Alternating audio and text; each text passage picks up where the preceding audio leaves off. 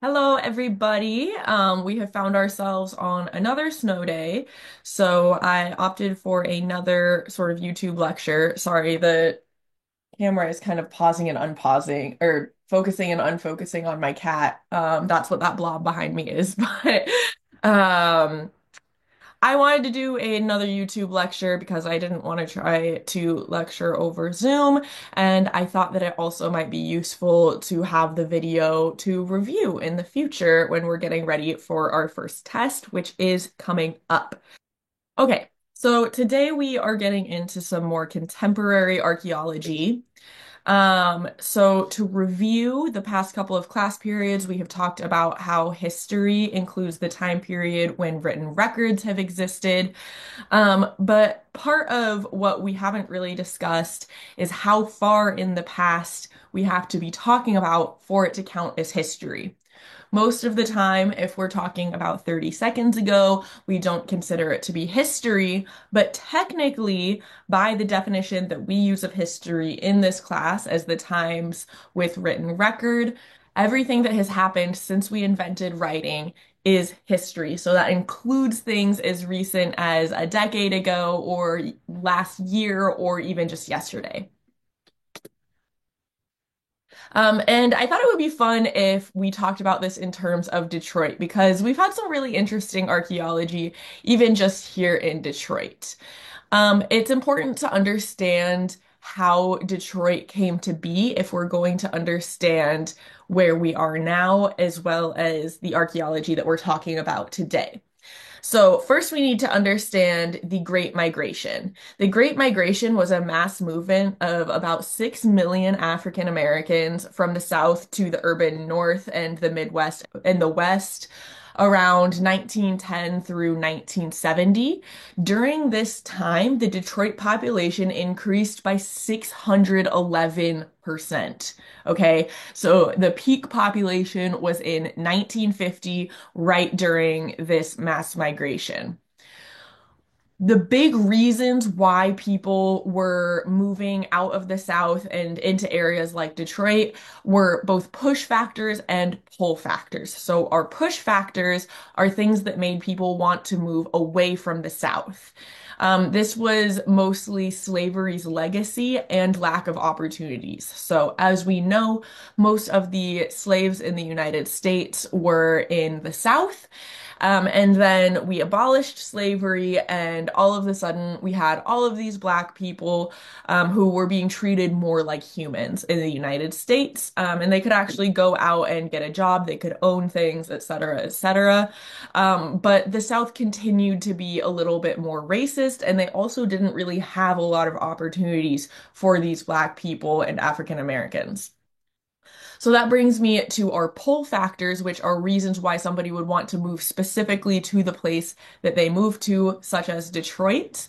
This is really just the increased availability of jobs. Detroit became a really big one because of the car industry development, which was in the 20s. Detroit is super famous for the car industry. And right around this time, there were so many jobs relating to it. So people were being pushed from the South, and racism and the legacy of slavery and the lack of opportunities and being pulled towards these car industry jobs. A little bit later, we also saw a really big production boom in the 40s after World War II. So we also had a lot of people come for those jobs. It wasn't only the car industry, but places like Detroit were extremely industrious. So they had that infrastructure to be able to have more of those jobs. What we hear about more often in our modern day is the fall of Detroit. So, today we're going to be talking about kind of between the rise and the fall, right? We're going to be talking about like the good old days. But how did we get where we are today? In the 1950s, there was a recession and a huge decline in the auto industry after World War II. There weren't as many cars needed, and there weren't as many people buying cars. So all of a sudden, there's a lot less jobs for all of these people who moved here specifically for the jobs. And then in the 1960s, we had political and social unrest, and we started seeing a lot of white flight to the surrounding new suburbs. So, what white flight is basically we saw a phenomenon where Black people started moving into neighborhoods, and then white people felt that it was tainted by their African American neighbors, and they did not want to share a neighborhood with Black neighbors. So they moved away, right? Partially it was moving away on purpose like that, but it was also issues of um, there being more opportunities elsewhere, right? Following the jobs. And most of the time, the people who had the means to pick up and move and leave and go towards those new suburbs that were popping up were the white people. A lot of the Black citizens of Detroit didn't necessarily have the means to leave. So that's kind of where we got where we are today with the suburbs of Detroit and all of the areas right outside of the city being very white, and then most of the people who live in the city being Black. The 1967 Detroit Uprising or Detroit Riot, depending on who you are, it's the same thing, is a big marker of that time period. So basically, we had all of this pressure of lack of jobs, political and social unrest, white flight, all of these things. And in 1967, it absolutely exploded. After that, in the 1970s, the auto industry started to move away. They started to go open up their factories and their centers elsewhere. And we saw even less jobs, right? And this was partially in response to things like the political and social unrest, but it was also following trends, right? Again, it was those push and pull factors.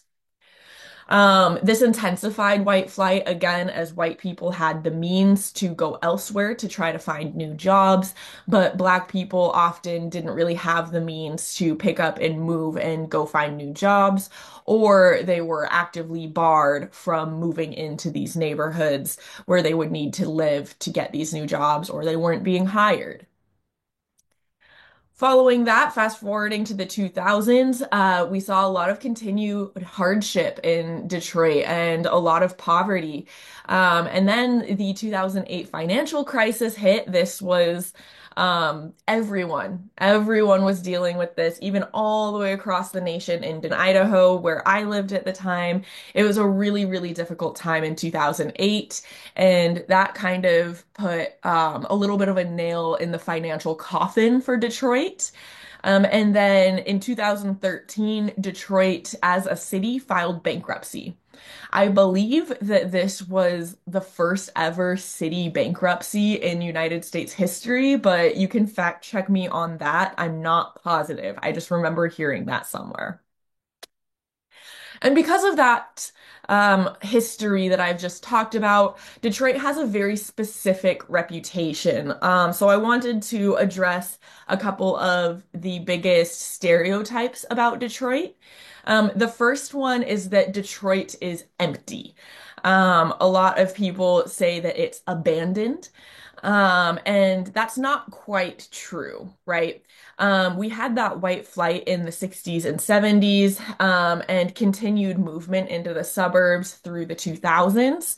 And in 2010, there had been a 61.4 decrease from the population peak of Detroit back in, I want to say the 1950s, is what I just said.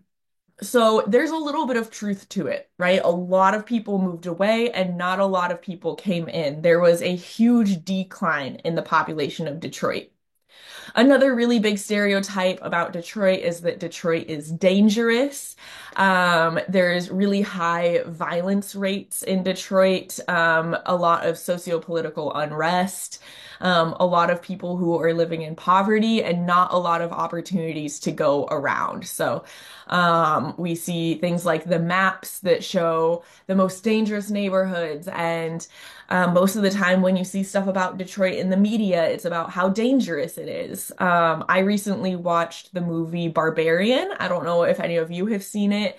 It's a horror movie. It's pretty hardcore, but I thought it was good. I thought it was a good movie, and it's set in Detroit, and kind of a major catalyst for the plot in this movie is that they are in such a dangerous neighborhood in Detroit that they can't leave, which is, a little bit of a misrepresentation of Detroit, that's used to feed the plot of the movie. Most of the time, speaking as somebody who actually lives in the city and has for the past 5 years, most of the time, if you're in a rough neighborhood, if you go a block over, you're no longer in a rough neighborhood. So, movies like that and the media that we see about Detroit reinforces this idea that Detroit is incredibly dangerous and just a cesspool of crime and violence. Um, which again, people say this sort of thing for a reason. The reason that they say things like this is because we do see high crime rates. However, I want to point out that saying things like Detroit is empty or Detroit is so dangerous is not actually completely accurate, and it's pretty bad for the city. So, for example, when we say Detroit is empty, what we're referring to is this really high rate of white flight and this huge population decrease. But when we say that Detroit is empty, we're glazing over all of the people who still live here. Right? Just because we see abandoned houses in Detroit doesn't mean there isn't somebody next door. So it's important to reframe stuff like that in order to understand and care about the people who are still around. We also see this narrative of Detroit being dangerous, which again gives a negative reputation to the city. I think a lot of people are surprised when they actually visit Detroit and go downtown or, walk around campus or even through the neighborhoods. It's not this, super dangerous, lawless land like it's made out to be. So, although we can recognize high rates of violent crime in the city, we can also recognize the way that this interacts with things like poverty, right? What crimes are we seeing and why? And how have historical and political developments contributed to these particular crimes and the rates that we see?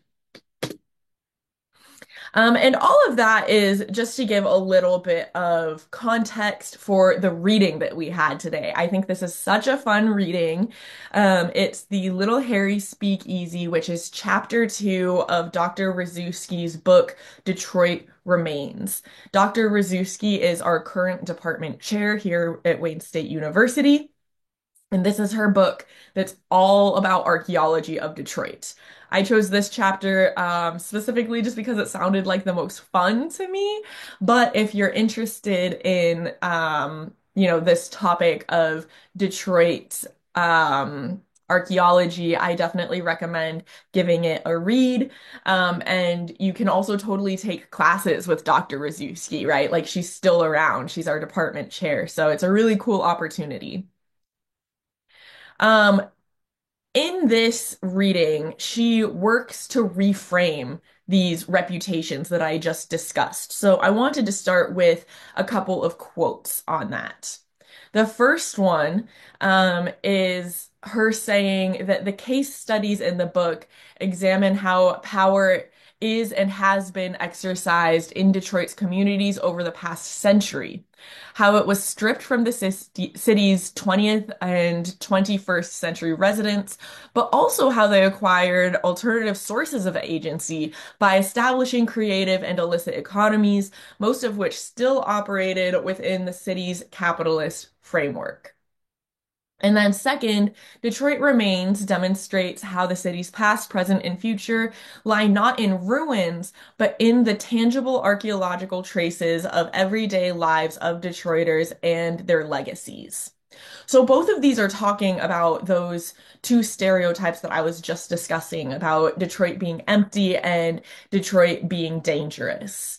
However, these are much more nuanced, anthropological, informed, thoughtful takes because they discuss things like power and agency and capitalist frameworks, as well as this idea of ruins versus this idea of archaeological traces.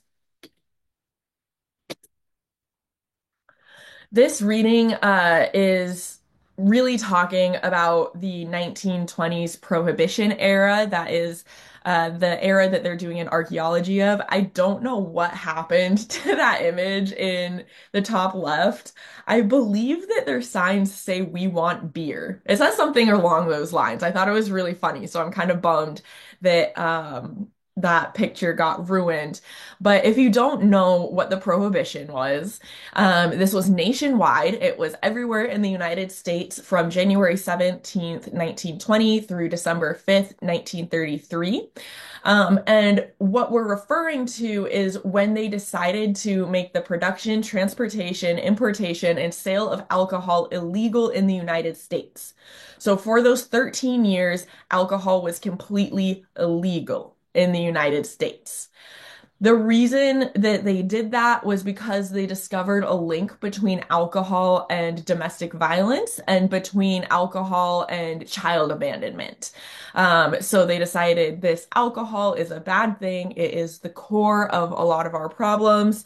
And we are just going to get rid of it as a country, right? We don't think it's worth it. However, a lot of people really wanted to keep drinking. So, in response to this criminalization of alcohol, we saw the rise of speakeasies, which were sort of like underground secret bars. So, in these pictures, you can see kind of both sides. You can see people who are advocating for purity and not drinking and saying that it causes domestic violence and saying if you drink then you're not gonna kiss me, right? And then you see other people picketing because like they just want some beer, right? So it's really interesting thinking about these conflicts of the past that were so fraught and so important and comparing them with today and what feels very important to us. Um, and what perhaps has not taken center stage recently in our culture. Getting a little bit more specific into the Detroit Prohibition, Detroit was known for having really, really low enforcement of the prohibition. This is partially because of our proximity to Canada. So we are just north of the Canadian border. And although Canada was also going through somewhat of a prohibition, they were allowed to create alcohol and export it. And a lot of the time, it got smuggled across the border to the United States, where it was then consumed in Detroit.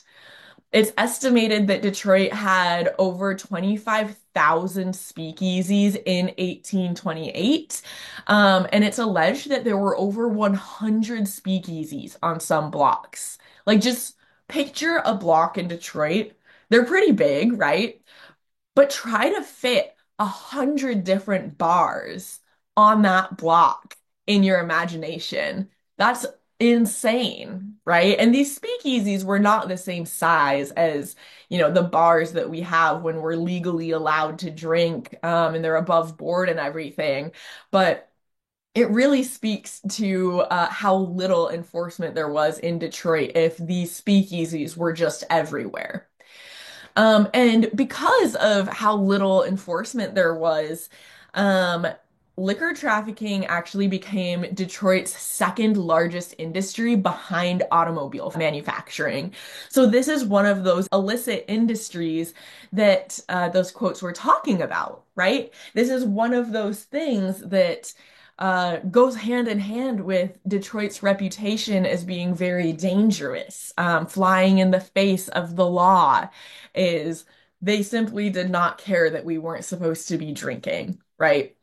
And I really liked these pictures that were specific to the time period in Detroit. We also need to talk about the Purple Gang. I didn't actually know about the Purple Gang until I did this reading, and I was so interested in it because they're the most notorious Detroit gang of all time. I couldn't believe that I had never heard of them. Except then I found out that I actually had. I don't know about all of you, but we listened to quite a bit of Elvis in my household growing up. If you know the song Jailhouse Rock, he actually mentions the Purple Gang, because this is a song that was written kind of following the reign of the Purple Gang, right? The Purple Gang was so notorious that they were known nationwide. This super, super notorious Detroit gang, the Purple Gang or the Sugar House Gang, was mostly Jewish. So it's often referred to as a Jewish gang, although it should be noted that the modern Jewish community denounces them. They are not proud of the Purple Gang and the things that they did, and they don't tend to like celebrate the Purple Gang and their success as a gang. It's estimated that they grossed over $215 million annually. And it was not all sunshine and rainbows, right? They were violent. They were extorting people. And they had over 50,000 people involved in their operations. This was a huge gang, and they were responsible for an estimated over 500 murders between the years of 1918 to 1933, which you will notice aligns really well with the Prohibition years. Ultimately, the Purple Gang sort of fractured due to internal conflict. They had a lot of decline.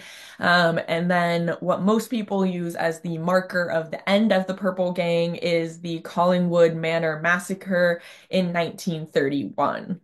That's not really important for this class. I just thought you might be interested in what happened to them.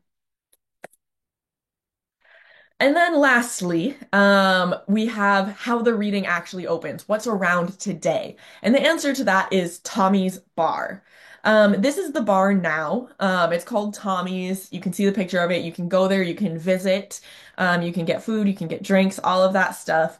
And the story opens with this patron, this person who was attending the bar, remembering going to a speakeasy there when he was a child during Prohibition, right? So this is a living person who remembers there being a speakeasy in this building.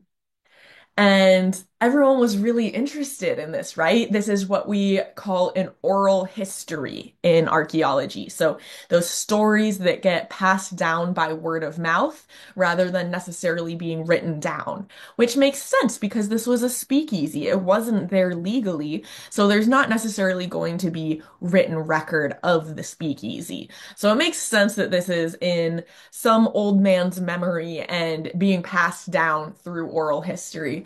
And this led to a series of questions both in the community and archaeologically. For example, was there a speakeasy at all? Is this guy making it up? Is he remembering incorrectly?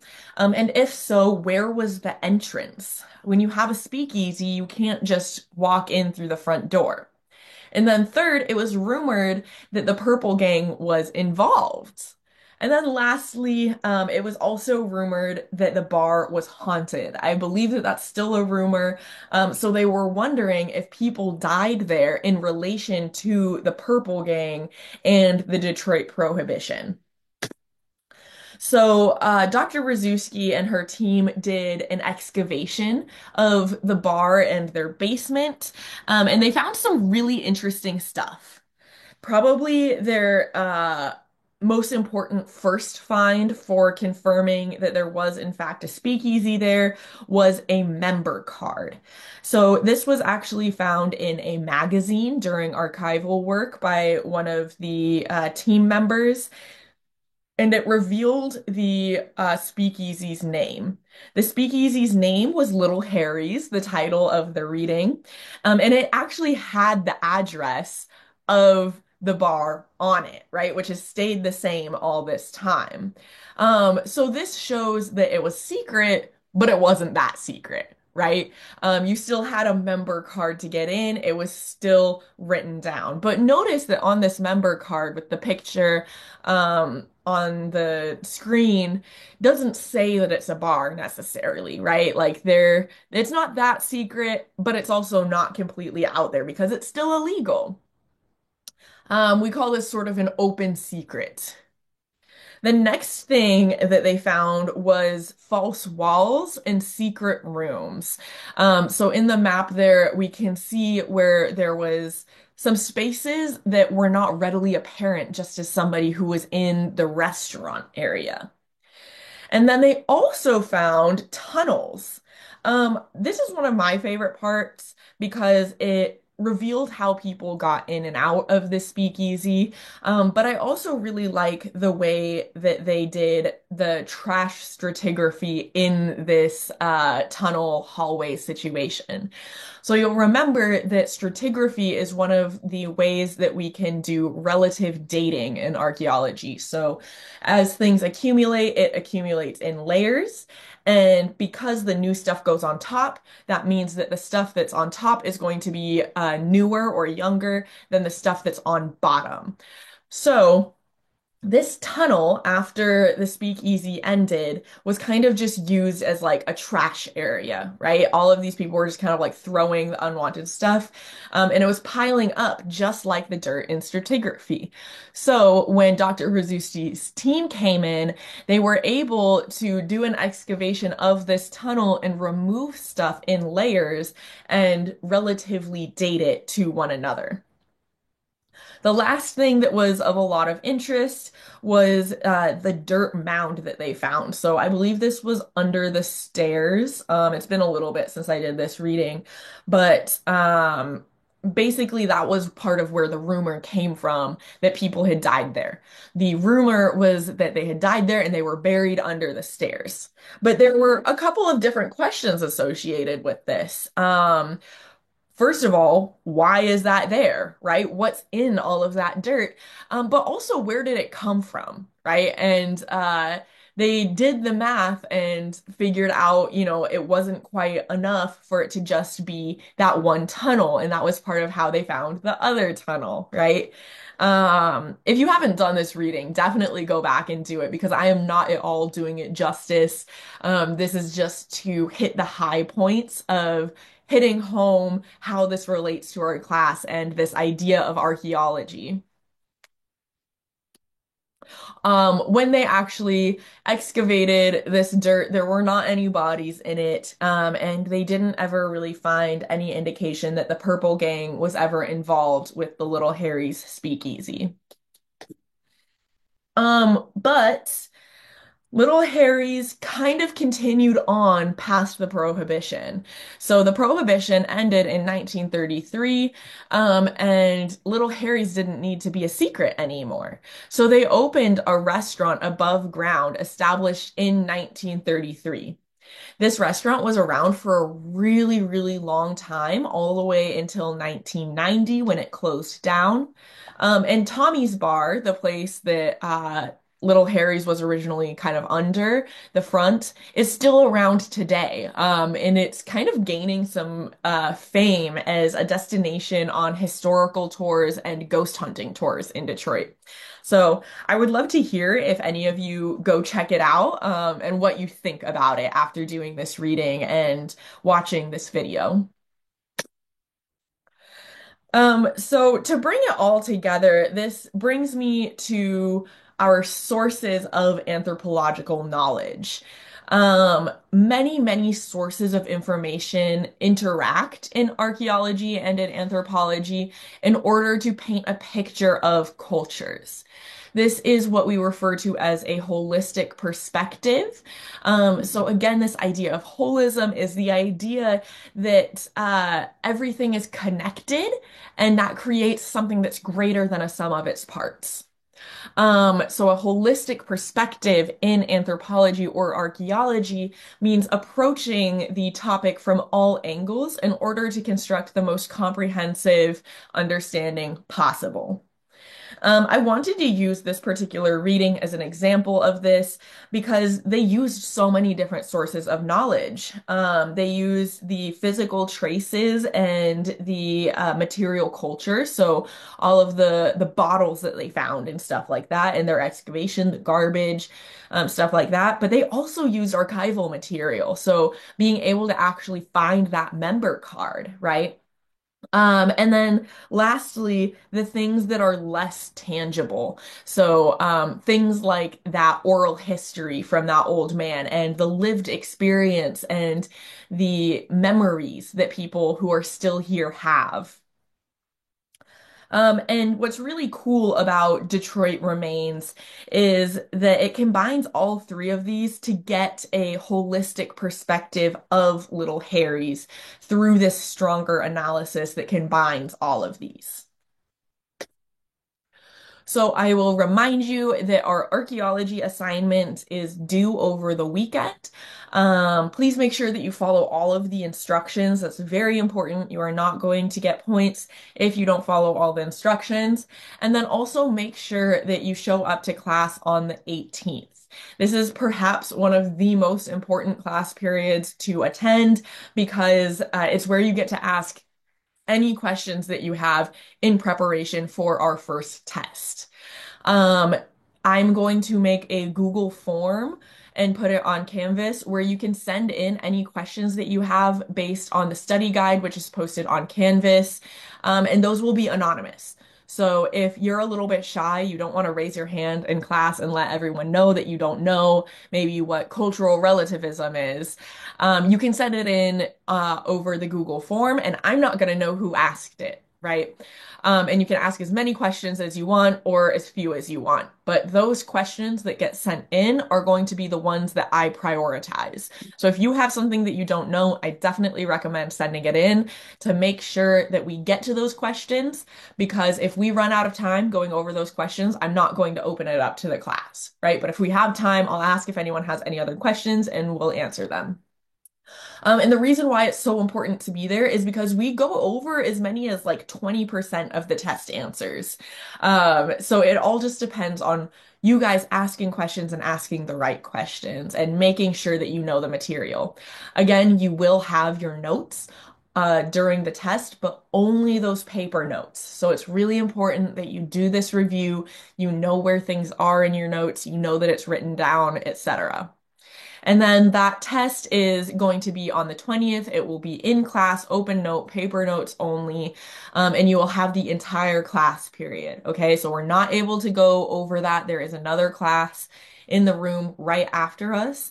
If you use accommodations for tests, you need to get that organized sooner rather than later because what happens is the SDS office reaches out to me in order to get instructions so that they can proctor your test. So definitely be in communication if you plan on using any accommodations. Thank you for watching this video. I hope I kept it short like I meant to, but otherwise have a great snow day and I will see you on Tuesday. Bye!